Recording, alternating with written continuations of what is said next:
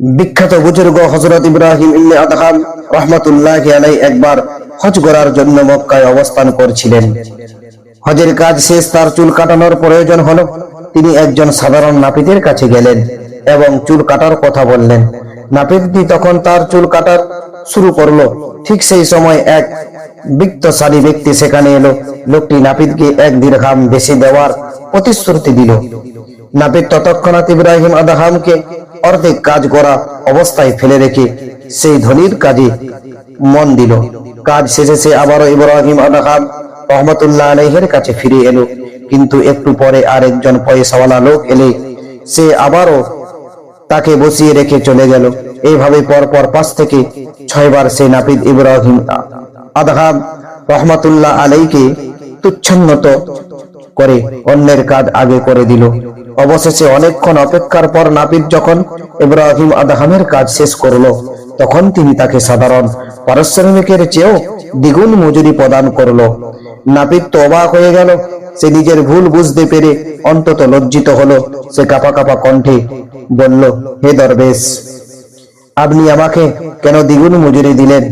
দুনিয়ার লোভে আমি আপনাকে চরম অবজ্ঞা করেছি, বারবার মাঝপথে থামিয়ে দিয়ে কষ্ট দিয়েছি। আপনার কাছ থেকে তো আমি কিছুই আশা করিনি, সেখানে আপনি দ্বিগুণ দিলেন কেন?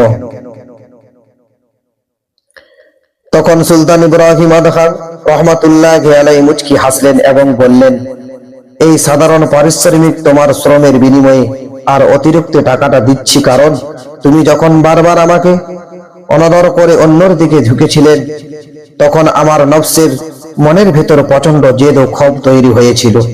মন চাচ্ছিল তোমাকে অনেক কঠোর কিছু শুনিয়ে দিতে, কিন্তু সেই ক্ষোভ দমানোর মাধ্যমে আমি আজ নিজেকে শ্রেষ্ঠদের কাতারে সামিল করতে পেরেছি এবং ধৈর্যের সবর পরীক্ষা দিয়েছি।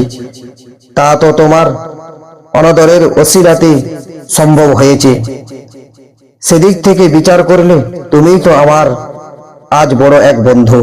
নাপিত ইব্রাহিম আদহামের এই পর্বত সম্মান, ধৈর্য ও উদারতা দেখে ডুগরে কেঁদে উঠল এবং নিজের কৃতকর্মের জন্য অনুতপ্ত করল।